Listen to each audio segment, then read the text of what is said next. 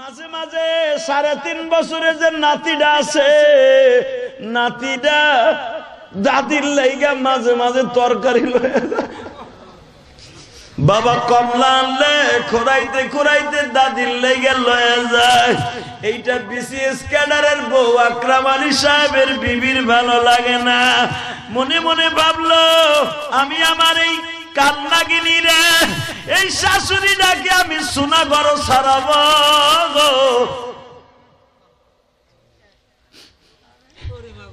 আজকে অফিস থেকে বাড়িতে আসছে, নিজের হাত নিজে বেলেট দিয়ে কাটছে। কাইটা জিজ্ঞাস করেন, তুমি জান জিজ্ঞাস করলেন আমার হাতে ব্যান্ডেজ কে? কেন তোর হাতে ব্যান্ডেজ? তোমার মা আমারে মারছে, তোমার মা আমারে বটি দিয়ে কোপ দিতেছিল, জোরাজোরি করতে যে আমার হাতে লেগে গেছে, এরপর আমার মায়েরে বেঁধে চাইছিল এই যে বউটিকে। আকরাম আলী সহ্য করতে না পাই না মায়ের ঘরের কাছে গেছি, মারে ডাক দেওয়ার সাথে সাথে বলে, মারে তুই কি আমার বউরে বটি নিয়ে মারতে গেছিলি? মা মনে মনে ভাবে, আমি যারে বিসি পাস করাইলাম ও তো আর আমারে কোনোদিন খারাপ জানতে পারে না।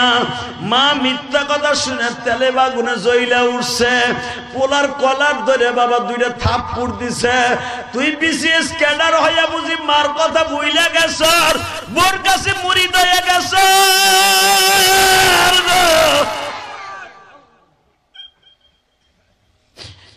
মা যখন থাপ্পড় দিছে, আকরাম আলী সহ্য করে চলে আইছে। ওই যে কালনাগিনী বউ, ও আমার মায়েরা যারা মহিলা প্যান্ডেলে আছেন, মা আপনিও তো একদিন মা হবেন, শাশুড়ি হবেন। মা খবরদার কোনদিন শাশুড়িরে আর শ্বশুরে কষ্ট দিয়ে।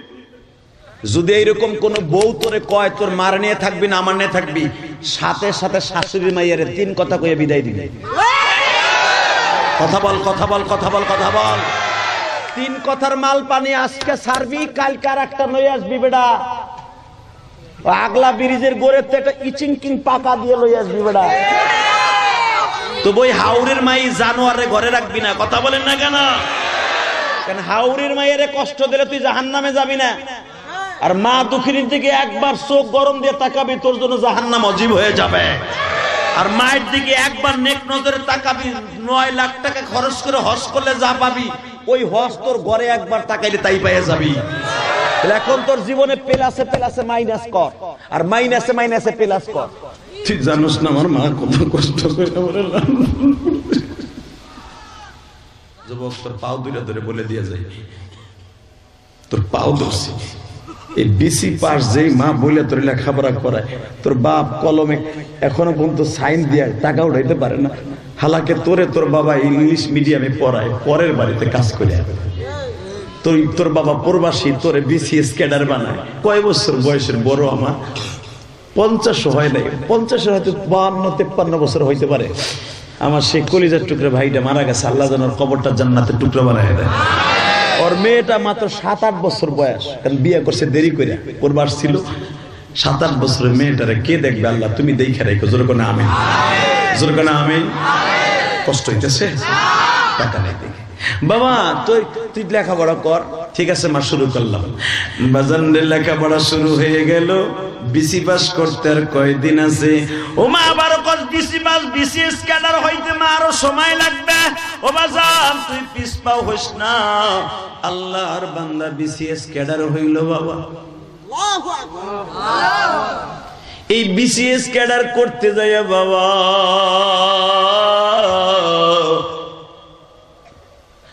মা পরের বাড়ি কাম করছে, হাতের রুলি বেচছে, আংটি বেচছে, স্বামীর দিয়া গলার হার উপহার সেটাও বিক্রি করছে। মা গরু লালন পালন করত বছরে। ওই পোলাটা বাবা গাভীর দুধও ব্যস্ত, ওই গাভীর পেটে যে বাচ্চা হইতো সেইটা মা পালিয়া পোলারে লেখাপড়া করাইয়া লাস্টে যে সময় বিসিএস ক্যাডার হবে বাবা, অনেক টাকার দরকার। মা ভিটা বাড়িটাও বেইছে ফেলাইছে। মা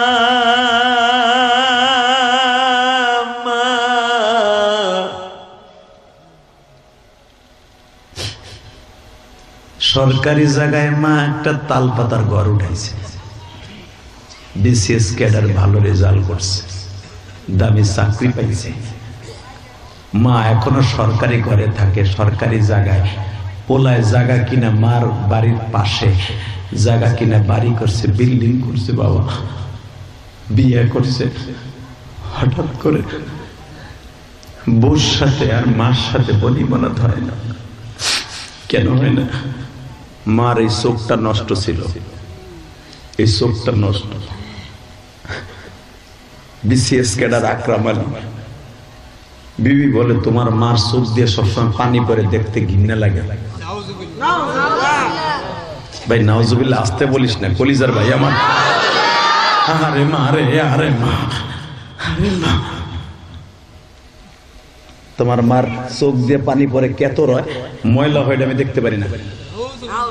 তোমার যে ছোট্ট একটা পোলা আছে, ওই কেতর মেতর শুদ্ধ তোমার মা ওরে ধরে, ওর এটা ফুড পয়জন হবে, এতে এতে এটা শ্বাসী রোগ হবে। তুমি তোমার মারে আলাদা করো।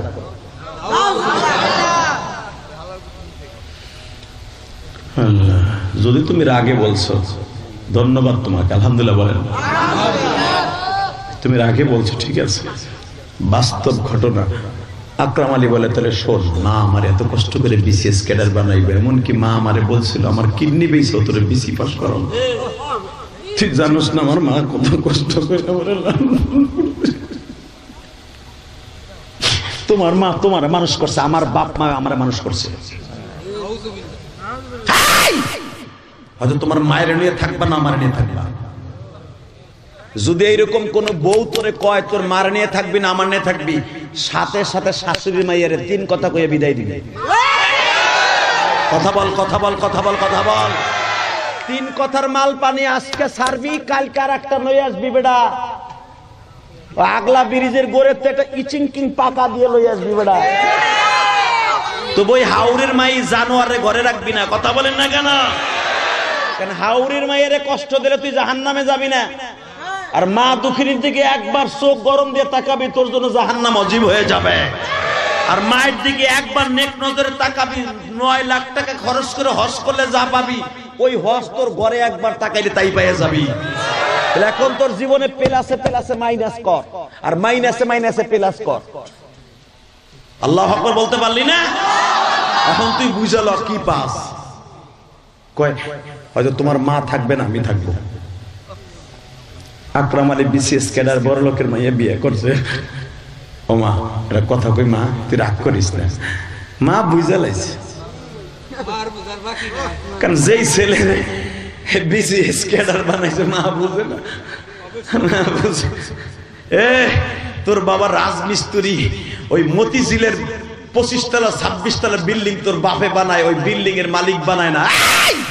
একটা অশিক্ষিত বাবা যদি 24 তলা 20 তলা বিল্ডিং বানায় দিতে পারে বড় লোকের টাকার বিনিময়ে, ওই বাবা বিল্ডিং বানায় দিতে পারে, সে কোনো কলম, কিন্তু রাজমিস্ত্রি কাজ করে বিল্ডিং বানাইতে পারে, কিন্তু হালাকে তার বাসায় সোনের ঘর। কথা বল না কা? সোনের ঘরে থাইকা বিল্ডিং বানায়। মনে রাখবি, তোর বাপের কোনো আমল নাই, তোর বাপ সবচেয়ে বড় মদখোর, জুয়াখোর, সবচেয়ে নেশাখোর, কিন্তু তোরে জান্নাতের বিল্ডিং বানাই দিতে পারে। এর নাম বাবা আর মা। তুই বাবস, আমার বাপ নামাজ পড়ে না, আমার বাপ গাঞ্জা খায়, আমার বাপ ফেলাস খেলায়, আমার বাপের বরদয় কি হবে? হারামি বেটা, খবরদার হারামখোর। তোর বাপের অ্যাকাউন্টে কিছু না থাকতে পারে, তোর বাপ যেরকম রাজমিস্ত্রি কাজ করে, তোর বাপের বাড়ি একটা ইটাও নাই, আলাকে 25 তলা বিল্ডিং তোর বাপে বানায়। কথা বল না কেন? আমার বিল্ডিং এর কাজ করতেছে বরিশালের। আমি জিজ্ঞেস করলাম, এই তুই কাজ করস, তোর বাড়ি কয়তলা বিল্ডিং? হুজুর কোন কি, বাদ পাই না এখনো সোনার ঘর। তখন আমি বললাম, তুই দেখ, তুই যেরকম ভাবে আমার বিল্ডিংটা এত সুন্দর করে দিতাস ইটা দিয়া, তোর ঘরে কোনো ইটা নাই, তুই আমার বাড়ি করতাস, হালাকে তোর বাড়ি ইটার নাই। বুঝে নেবি, তোর মা বাবার খেদমত তুই করবি, তোর বাড়িতে একদিন বিল্ডিং হবে। কষ্ট হইতেছে? জোরে কর যুবক, জোরে বল। এ বাসান জোরে বলেন। টাকা নেই দিকে। আকরাম আলী বলে, মা রাগ করিস না, কথা কই না। বাবা আমি বুঝছি, শোনা পাখি, তোরে বিসি পাস করাইতে আমি কিডনি দিয়ে বেসার লেগে প্রিপারেশন নিয়েছিলাম। লাস্টে চেয়ারম্যানের সাথে পরামর্শ করে জায়গাটা বেসে তোরে বিসিএস ক্যাডারের পরীক্ষা দিছি। বাবা বুঝছি আমার বৌমার কারণে আমার ডিস্টার্ব হয় না, ঠিক আছে বাবা। ওই যে ভূমিহীন যে ঘরটা আছে, আমি তো ওইখানে থাকতে চাইছিলাম, তুই আমার আনসুসকা মানছে বলে তোরে খারাপ হয়, বিসিএস ক্যাডারের মা ভাঙ্গা করে থাকে, ঠিক আছে আমি কালকের থেকে ওইখানে আবার যাম, মন চাইলে তুই আমার 2টা টাকা দিস। তাহলে এখনো পর্যন্ত আমার অনেক ভক্ত আছে, বড় লোকের বাড়ি কাম করছি, বড় লোকের পোলাপান আমার লালন পালনে, তারাও বড় ব্যাংকের ম্যানেজার হয়েছে, তারাও আমার মাঝে মাঝে টাকা দেয়। যদিও বিসিএস ক্যাডারের মা হয়েছে বিদে এখন তুই আমার কাম করতে দাস, কিন্তু তা ওই ছেলেগুলো ঠিকই আমার টাকা দিয়ে যায়। বাবা আমি কিন্তু তোর টাকায় ভরসা করে চলি না বাবা, আমার ওই যে যাগো লালন পালন করছিলাম মা হিসাবে, কাজের বউ হিসাবে, ও বাবা হ্যাঁ গো বউ মারাও আমার খাবার দিয়ে যায়। যে আমার স্বামীর মুখে শুনছে আপনি আমার স্বামীর পায়খানা ফেলাইছেন, হিগুন ফেলাইছেন, কাপড় চোপড় ধুয়ে দিয়েছেন, স্কুলের ড্রেস ধুয়ে দিয়েছেন, আপনি কাজের বুয়া না, আপনি আমার স্বামীর মা। বাবা তুই চিন্তা করিস, তবু তুই ভালো থাক, কারণ তোর ভালো থাকার লাগিয়া আমি মা কিডনি বেচতে গেছিলাম। লাইলি মজনুর প্রেম দেখছো, আল্লাযীনা আমানু আশাদ্দু হুব্বান লিল্লাহ, মুমিন সবচাইতে বেশি ভালোবাসে আমি মালিক রে, লাইলি মজনুর চাইতে বেশি প্রেম আমার মাওলার সাথে, আর পৃথিবীর শ্রেষ্ঠ প্রেম হলো সন্তান আর মা বাবার সাথে, ঠিক না বেটি? জোরে কোন, আরো জোরে। আরে মা রে, মা তোরে রাগ করিস না মা, তুই আবার কেউ কইস না, তুই সবার কাছে বলবি যে আমার ভাল লাগে না এক জায়গায় এখানে তাই আমার আগের সোনা করি ভাল লাগে, ঠিক আছে বাবা কি কইতো এটা আমি বুঝবো। বাজান রে সোনা করে মা থাকে, ওই বিসিএস ক্যাডারের বউ আকরাম আলী সাহেবের বিবিটাও পছন্দ করতেছে না, কারণ কি জানেন? মাঝে মাঝে 3.5 বছরের যে নাতিটা আছে, নাতিটা দাদির লাইগা মাঝে মাঝে তরকারি লয়ে যায়, বাবা কমলা আনলে খোরাইতে খোরাইতে দাদির লাইগা লয়ে যায়। এইটা বিসিএস ক্যাডারের বউ আকরাম আলী সাহেবের বিবির ভালো লাগে না, মনে মনে ভাবলো আমি আমার এই কান্নাগিনী রে, এই শাশুড়িটাকে আমি সোনা ঘর ছাড়াবো।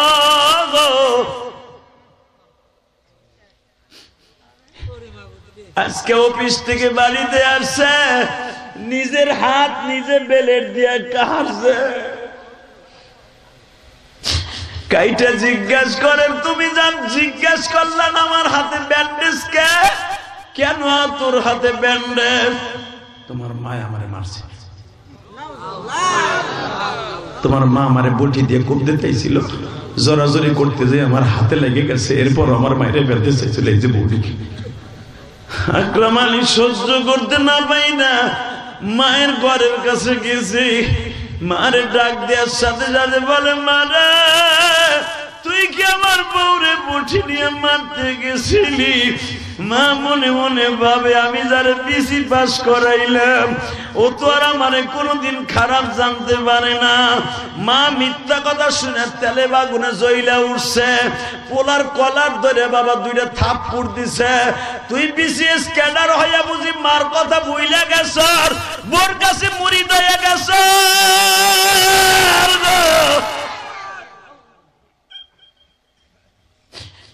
মা যখন থাপ্পড় দিছে আকরাম আলী সহ্য করে চলে আইছে। ওই যে কালনাগিনী বউ, ও আমার মায়েরা যারা মহিলা প্যান্ডেলে আছেন গো মা, আপনিও তো একদিন মা হবেন, শাশুড়ি হবেন। মা খবরদার কোনদিন শাশুড়িরে আর শ্বশুরে কষ্ট দিয়ে। একদিন 2 দিন 6 মাস পরে এই প্রতিশোধ নিয়েছে আমার স্বামীরে তুই থাপ্পড় দিছিলি, এই থাপ্পড় তোর গালে দেব। কালনাগিনী নাগিনী, বিষাক্ত ধরন নাগিনী আজকে স্বামীরে আস্তে আস্তে করে নেশা ধরাইছে মায়েরে তারাবার জন্য। নেশা খাওয়াইয়া এমন কথা বলছে ঘরের মধ্যে যাইয়া মায়ের ইচ্ছা মতো মারছে। একটা থাপ্পড় দিয়ে মায়ের কানার তালাটা ফাটা। মা কান্না নষ্ট হয়ে গেছে। মা ছেলেরে শিক্ষিত বানাইছে। মা মনে মনে ভাবে আমার এই ছেলের কথা যদি মানুষের কাছে বলি 100% মানুষ আমার গালে মুতবে যে ছেলেরে কি মানুষ বানাইছো। মা অশিক্ষিত হতে পারে, মা দেখেন শিক্ষিত পোলার সম্মান টিকাই রাখার জন্য মা চুপ হয়ে গেল। মান সমাতা নাজা, বিশ্বনবী বলেন চুপ থাকা ভালো। চুপ থাকতে যাই আজকে দেখো যুবক তোর পাও ধরছি এখন কান্দি, জানি না আমার মতো কার মা নাই গো। আরে আকরাম আলী তুই তোর মায়ের থাবাস, আর ইলিয়াস রহমান জিহাদির মতো মা পাগল প্রতিদিন ওয়াজ করে আর ওয়াজ শুনে কান্দে।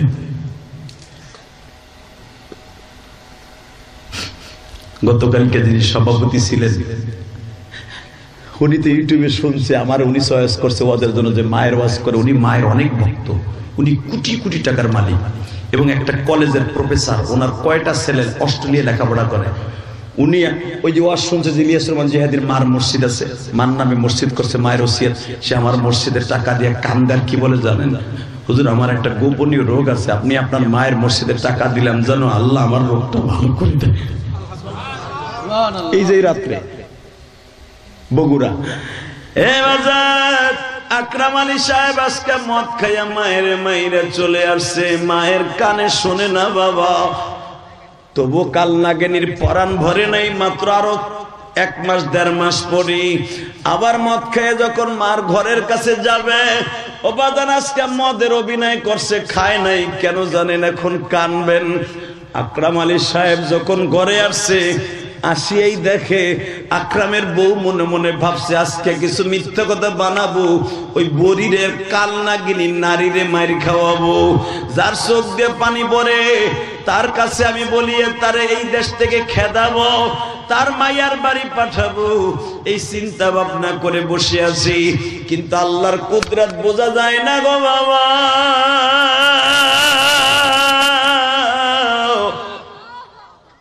শিক্ষিত ছেলে আজকে বাসায় আসছে রাত 12টার পরে, কারণ মায়েরে মারার পরে আর তার অন্তরে শান্তি থাকতে পারে না। আল্লাহ বলেন যারা মার মনে কষ্ট দিবি তাদের মন থেকে আল্লাহ আমি শান্তি কেড়ে নিব, এটা আল্লাহর ওয়াদা। আকরাম আলী সাহেব ঘরে যায় আরাম লাগে না, অফিসে যায় আরাম লাগে না, ছেলে মেয়েরে ধরতে যায় আরাম লাগে না। 1.5 বছরের একটা বাচ্চা আল্লাহ আবার দিচ্ছে। ছেলেটা পায়খানা প্রস্রাব করে মার কোলের মধ্যে হইয়া রয়েছে। আকরাম আলী ঘরে ঢুকতে পারতেছে না, পায়খানার গন্ধে। আকরাম আলীর মাথার বেরেন খুলে দিলেন আমার আল্লাহ। আকরাম রে, তোর বউ যেরকম তোর পোলার পায়খানার মধ্যে হইয়া রয়েছে, তোর মাও তোর পায়খানার মধ্যে একদিন শুয়েছিল। আকরাম আলী আজকে নেশা করে আসে নাই বাবা, মায়ের ঘরের সামনে যায় ডাক দিছে, মা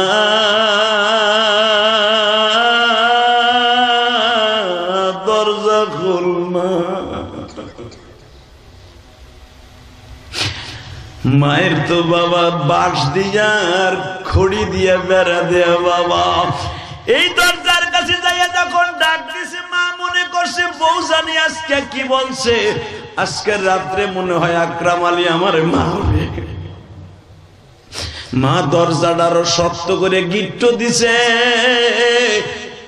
আকরাম আলী দরজার কাছে দিয়ে বলে, মা দরজা খুলবি কিনা? বললে, মা তুই যদি দরজা না খুলস ভাঙ্গে ফেলাবো। মা বলে, বাবারে আমি তোর পাও দুইটা ধরছি, এই রাত্রে আমারে মারিস না, আমি তোর বউরে কিচ্ছু কই নাই বাবা, কিচ্ছু কই নাই। মা আমি আল্লাহর কসম করে বলছি তোরে মারবো না মা।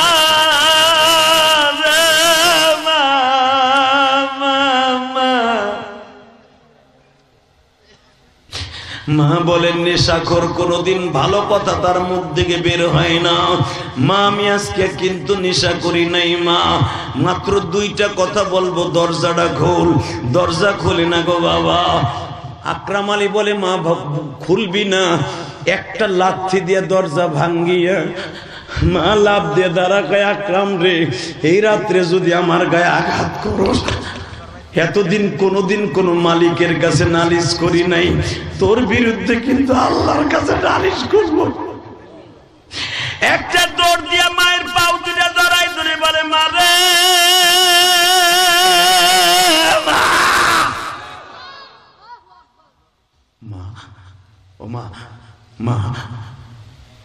আল্লাহর কসম করে বলি মা, আমি তোর আজকে মারতে আসি না মা, তোর কোলে নিয়ে তোর পাওটা চুমা দিতে আসি মা। কেন বাবা তুই এত তাড়াতাড়ি ভালো হইলি কেমনে? ও মা তাহলে আয়। মায়ের কোলে করে নিয়ে ঘরে গেছে, যাই দেখে এখনো পর্যন্ত পায়খানার দুর্গন্ধে ঘরে ঢুকে যায়। যুবক তুই কান্দাছর ভাই, আমি জানি ওই যে আমার দাড়ি বাঁকা বাসান কান্দে। কেন কান্দেন জানেন? আমি জানি হয়তো আপনার জীবনে এমন একটা ঘটনা মার ক্ষেত্রে ঘটে গেছে। মা আপনারা কত আদর করত, কত পায়খানা করছেন, মা শীতের মধ্যে নিজে পুষ্কুটিতে নাই না ধুইছে মা।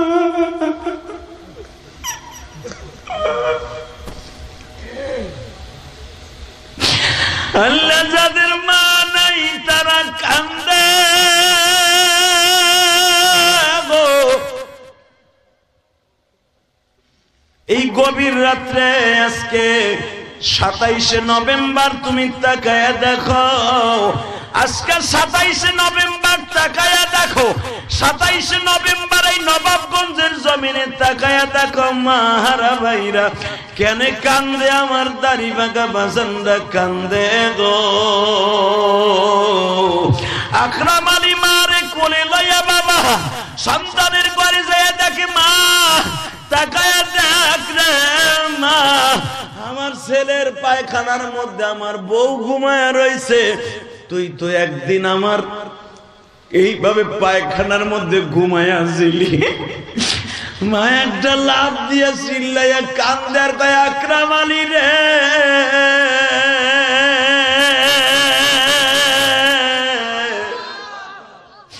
তোর বউ যার কারণে যে চোখটা নষ্ট হওয়ার কারণে তোর বউ আমার বাড়ির থেকে বের হয়ে গেছে, বের হতে বলছে, তুই তো জানো সেই চোখটা কেন নষ্ট হয়েছে।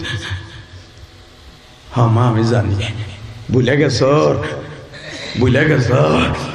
তোরে যে সাইকেল কিনে দিছিলাম আমি 600 টাকা দিয়া, ওই সাইকেলে তুই উঠা তোর হাতের মধ্যে একটা লাঠি ছিল, এইভাবে গুঁতে দিছিলি, ওই গুঁতাটা আমার এই চোখে লাগছিল, চোখে লাগে আমার চোখের পর্দা নষ্ট হয়ে গেছে। আজকে এই পর্দা নষ্ট হওয়া চোখ দেখে তোর বউ আমার বাড়িতে বাড়ি করে দিছে। তোর পায়খানা খালি না, তোর পায়খানা ধুইতে ধুইতে আমার হাতের মধ্যে গা হয়ে গেছিল। ও মা তুই আমারে মাফ করে দে মা, তুমি আমার মাফ করে দাও মা।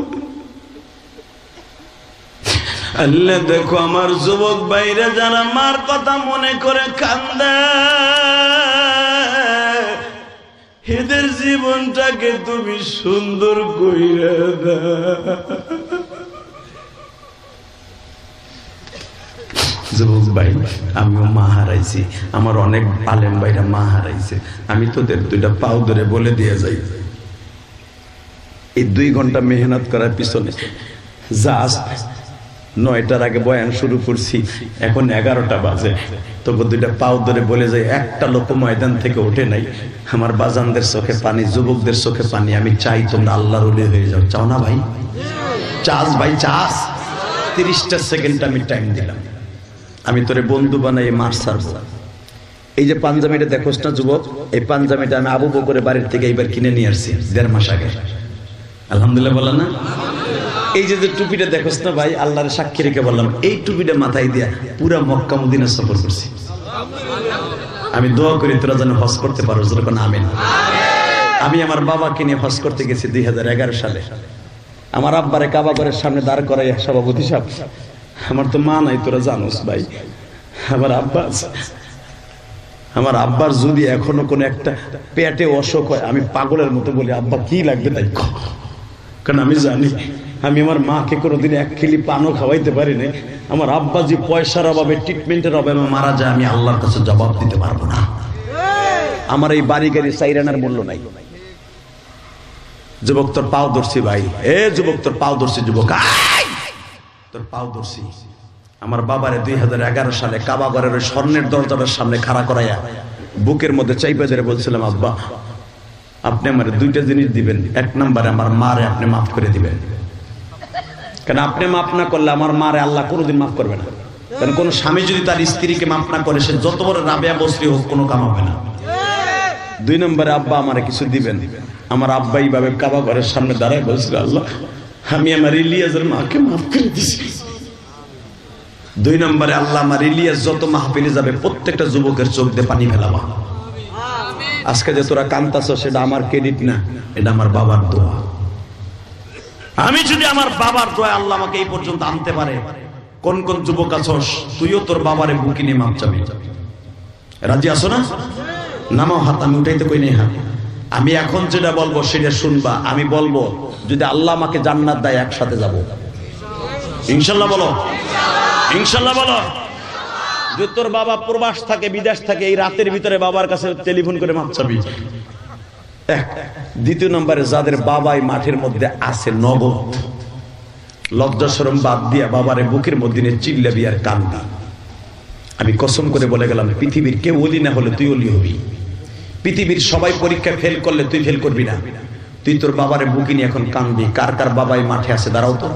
কার কার বাবাই মাঠের মধ্যে বসে আছে তাদেরকে দাঁড়াইতে বলছে দাঁড়াও। 2 বাপ বেটা একসাথে মাঠের মধ্যে বসে আছো, দাঁড়াও। কার কার বাবা আছে দাঁড়াও। ভলান্টিয়াররা তোর বাবাই মাঠে নাই, দাঁড়াও। এই গ্রামের কোন কোন ছেলের বাবাই মাঠের মধ্যে আছে দাঁড়াইতে বলছে, দাঁড়া।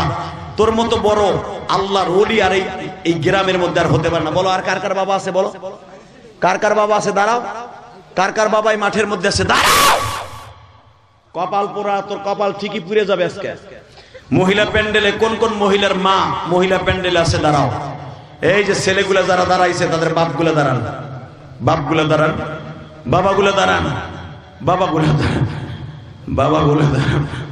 আমি বলার সাথে পাগলের মতো দৌড়ে বাবারে বুকি নিয়ে কানবি। ধর বাপরে, ধর বুকের মধ্যে ধর। তোর কান্নার আওয়াজ আমার এই পর্যন্ত আসতে হবে। তুই চিল্লে জোরে জোরে চিল্লাই বল, আব্বা আমার মাফ করে দাও। যুবক আর কোন যুবক নাই, তোর বাপরে জড়াই ধরে কানবি। ওই দেখ পিছনে এই যুবক গুলা বাপরে বুকে নিয়ে কান্দে।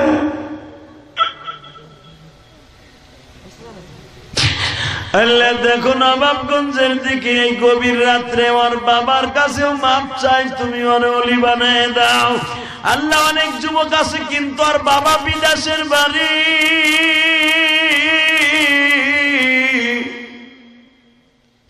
এই যুবকদের বাবারে ভালো রাখো আল্লাহ। তুমি মহিলা প্যান্ডেলে যে এখন মারে জড়াই ধরে কানবে, মা নাই শাশুড়িরে জড়াই ধরে কানবে, ওই মহিলাকে তুমি রাবেয়া বসরি বানায় দিবা। তার সন্তানকে তুমি নেককার বানায় দিবা। আল্লাহ তুমি তাকে ওলি বানায় দিবা।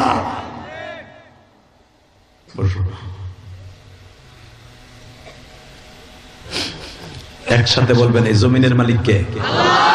যদি আপনি এখন বলেন হুজুর আমার তো বাপ এই মাঠে নাই, কবরে। যদি আপনার পাশে আপনার বড় ভাই থাকে, ছোট ভাই বুকের মধ্যে নিয়ে মাপ চাবেন। যদি ভাই ভাইরে বুকে নিয়ে মাপ চান, মনে করবেন আপনার বড় ভাই মানে আপনার বাবার কাছে মাপ চাইছেন। যদি বাবার কাছে মাপ চাইতে পারেন না, 2 ভাই যদি একসাথে বুকে বুক মিলিয়ে কাঁদতে পারেন, আপনার বাবাকে আল্লাহ কবরে মাফ করে দিবে আল্লাহ, আর আল্লাহ আপনাকে মাফ করে দিবে।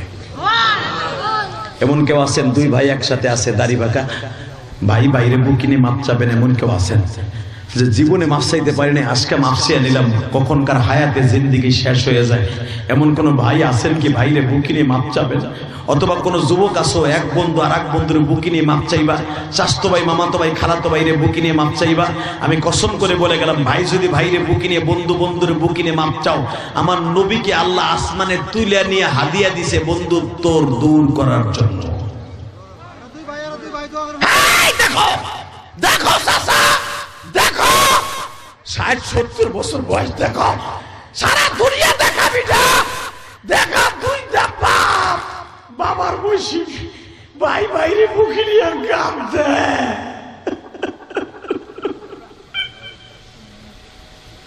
আর কেউ নাই?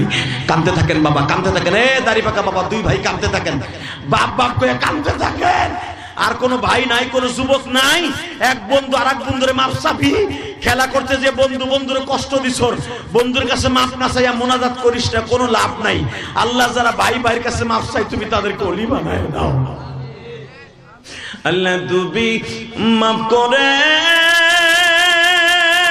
দাও এই দাড়ি পাকা বাজান রে। মহিলা প্যান্ডেলে কোনো বোন নাই, এক বোন আর এক বোনরে বুকিনে মাপ চাইয়া মার জন্য দোয়া করবা। আল্লাহ তুমি এদেরকে কবুল করো, জোরে বলেন আমিন। আরো জোরে বলেন আমিন। বসেন, একসাথে বলবো। ওই দেখো যুবক বলে আমারে মাফ করে দিও। আল্লাহ সবাই তুমি মাফ করে দাও, জোরে বলেন আমিন। একসাথে বলতে হবে জমিনের মালিক কে? এই আল্লাহ আছে না? আজকে যারা বাবা মায়ের জন্য কাঁদছেন, আমি কসম করে বলে গেলাম আপনি একদিন ওলি হয়ে যাবেন। আপনার কবরে অশান্তির কোনো ব্যবস্থা নেই, কারণ কবরে তো যেতেই হবে, আইজ জান আর কাল জান। যুবক যাদের বাপ এই মাঠে নাই, বাইতে যে চাবি তো মাপটা, যাদের বাবা বিদেশ থেকে টেলিফোনে চাবি তো, কে কে চাবি দেখে হাত তুলে দেখা তো বাবার কাছে আজকে টেলিফোনে মাপ চাবি। বাবার কাছে মাপ চাইলে এটা কোনো সম্মান যায় না, সম্মান আরো বাড়ে। আল্লাহ সবাইকে কবুল করেন, জন্য আমিন। মুনাজাত করার আগে কেউ ময়দান ছেড়ে যাবে না, সবাই বসো ইনশাআল্লাহ বলেন আল্লাহু আকবার জোরে বলেন। যদি কে কে মুনাজাত না করে যাবেন না দেখি, আল্লাহকে হাত তুলে দেখান তো আমার সাথে মুনাজাত করে কে কে যাবেন, হাত তুলেন, হাত তুলেন।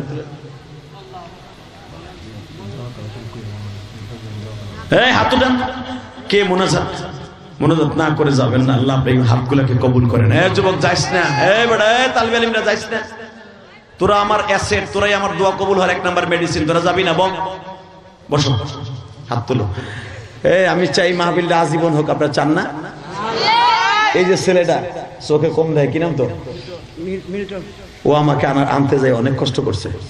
আজকে যখন আমি বলছি রাগ করে আমি তোর মাহফিল আনবো না, কাইন্দে দেখো এর সাথে আমার জবাই দিয়ে দেন। আমার এলাকার মানুষ আমার পাড়াইব, আমার প্রবাসীরা টাকা দিছে, আমার সভাপতি টাকা দিছে, আপনি না আসলে আমার পাড়াইব। আমি তো আমো এটা 100%, কারণ ও একটু কদর কম করছে, আমি একটু আর একটু ঠেলা দিছি।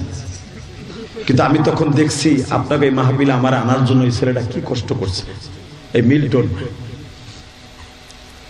আমি শুধু আপনাদের আর একটা ছেলে আলিনুর, না আলিনুর, এবং এই যে সভাপতি সাহেব উনি আমার টেলিফোনে বললেন, হুজুর যত রিস্ক আমি নিব, আমি অসুস্থ মানুষ, আপনি আমার কষ্ট দেন না, আমি হার্টের পেশেন্ট, হুজুর আপনি আসেন, আপনার সমস্ত মনের কষ্ট আমি দূর করে দিব।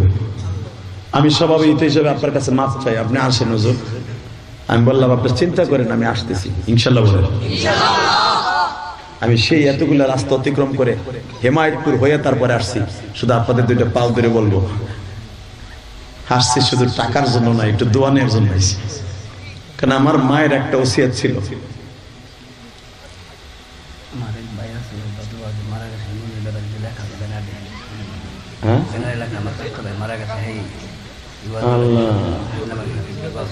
জি শোনেন, এই যে শোকা হতো না মঞ্জু, মরহম মঞ্জু ব্যাপারে, আর এই ওয়াজের লেগে বলে অনেক কষ্ট করছে কতবার। আল্লাহ তুমি ওর কবরটা জান্নাতের বাগান বানাই। আল্লাহ যদি আজকে ভালো কাজ না করতো, ওয়াজের প্যান্ডেলের নামটা থাকতো না। আল্লাহ তুমি মঞ্জুর কবরটা জান্নাতের টুকরা বানায় দিও। যে ছেলেগুলো আমাকে আনার জন্য মানুষের পায়ে পায়ে ধরে ধরে আপনাদের কাছ থেকে কালেকশন করছে, এদেরকে আপনারা বকা দিচ্ছেন, ব্যবসায়ী কইছেন, অনেক কিছু কইছেন, সবাই ওয়াজকে ভালোবাসে না। অনেকে বলে এটা ব্যবসা জুড়ছে, কয় না? খবরদার এই কথাটা বললেন না। আজকে যেগুলো মানুষ কানলেন, আমি মনে হয় 26 বছর ওয়াজের ইতিহাস আজকে বেড়ে গেল। এই যে দুই ছেলে বাপ যে বুকের মধ্যে নিয়ে একজনের দোয়া যদি কবুল হয়, ভাই ভাইরে বুকে নিয়ে যে কান্নাকাটি করছে, এটা যদি কবুল হয়, এই 26 বছরের যতদিন যত কমিটি ছিল, যত টাকা আপনারা দিয়েছেন, সব আল্লাহর রাস্তায় কবুল। তাহলে ওয়াজ হওয়ার দরকার আছে না? ইনশাআল্লাহ বলেন তো, আল্লাহু আকবার জোরে বলেন তো। আমি দোয়া করে যাব, দোয়ার আগে বলবো যে ছেলেগুলো আপনাদের এখানে ওয়াজ করতে আসছে, ওয়াজে আমাদেরকে আনছে, আল্লাহ তাআলা যেন তাদেরকে বড় করে দেয়। সভাপতি সাহেবের জামাতা, এই যে লোকটা আমার অনেক খেদমত করছে, আল্লাহ তার সন্তানকেও, তার ছেলে মেয়েকেও আমার সাথে বড় আলেম বানিয়ে দেন। সভাপতি সাহেব অসুস্থ, আল্লাহ সুস্থ বানিয়ে দেন। আল্লাহ যে ছেলেগুলা এখানে আসার আগে, আপনি জানেন না, সভাপতি সাহেবের বাসায় কয়েকটা ছেলে গেছে, আমার কয়েকটা ছেলে গেছে, সে দোহার থেকে আসছিল, এই সভাপতি সাহেবের জামাইয়ের বন্ধু বান্ধব। ওর মধ্যে একটা ছেলে, ও আমার কি বলে জানেন হুজুর, শুনছি আপনি মসজিদ করছেন, ওর সাথে আপনাদের গ্রামের একটা ছেলে গেছে, আর বাপ নাই, ও আমার মায়ের মসজিদে 1000 টাকা দিয়ে দোয়া চাইছে, প্রবাসী, আলহামদুলিল্লাহ বলেন।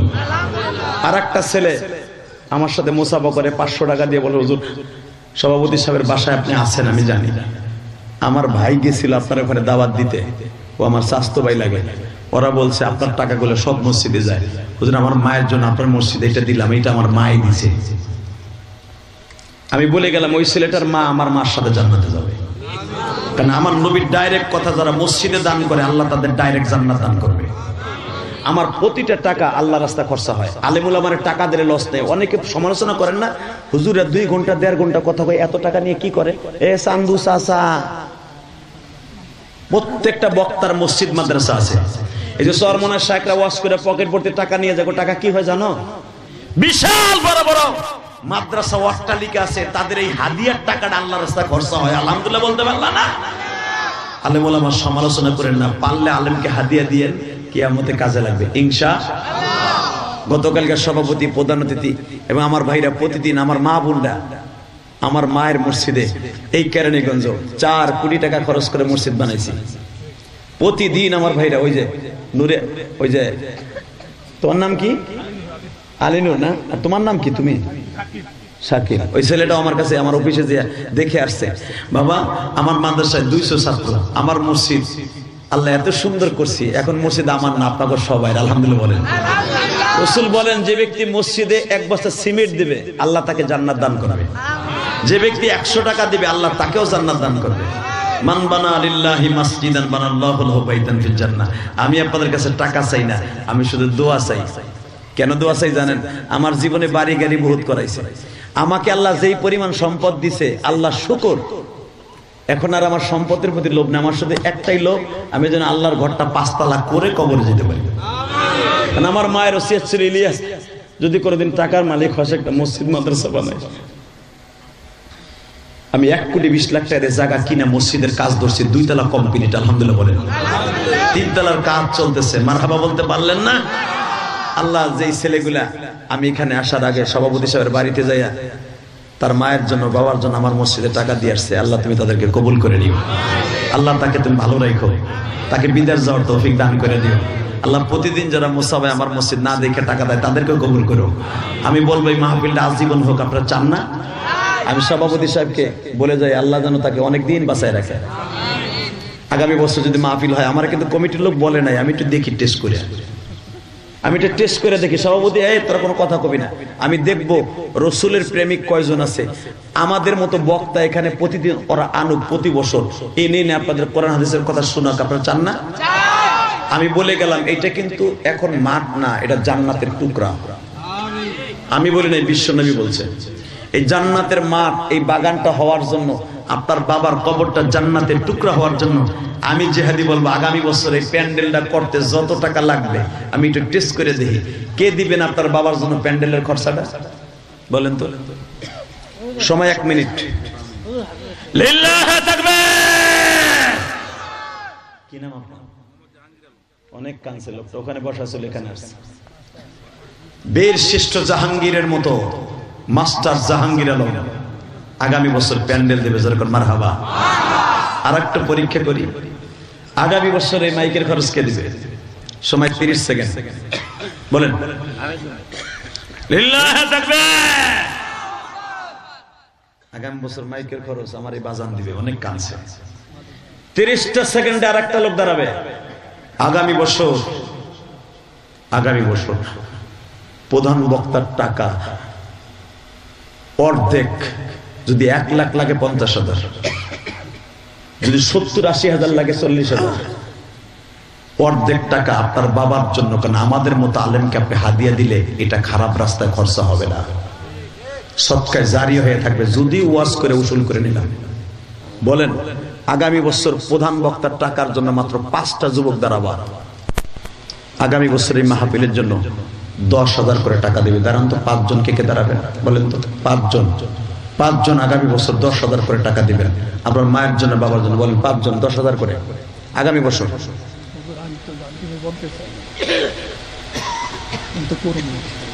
লিল্লাহি তাকবীর। সভাপতি সাহেব বললেন, আমি তো দেব হুজুর, আমি বলতে চাই না। তার মানে তার অনেক বড় একটা অঙ্কের অন্তরে, তার ভিতরে গোপন আছে। আল্লাহ তুমি তাকে সুস্থ রেখো, আল্লাহ তার দ্বারাই সম্ভব করাই দেবে। সে বাড়ি করছে সুন্দর, গাড়ি করছে সুন্দর, সবকিছু সুন্দর, বক্তা বানবে সুন্দর, তাদের হাদিয়াটাও হবে সুন্দর ইনশাআল্লাহ। 30টা সেকেন্ডে আগামী বছর এই ডিজিটাল ব্যানার আর পোস্টার কে দিবে? বলেন। বক্তার টাকা হয়ে গেছে, আমি বুঝে লাইছি। সভাপতি সে আপনার আমার মতো না, বুঝে লাইছি সে কি করতে চাইতেছে। এই ডিজিটাল ব্যানার আর পোস্টার কে দিবে? সবচেয়ে দামি জিনিস মাহফিলের, বলেন, যেটা দেখে মানুষ আসবে। বলেন, ডিজিটাল ব্যানার আর পোস্টার কে দিবে?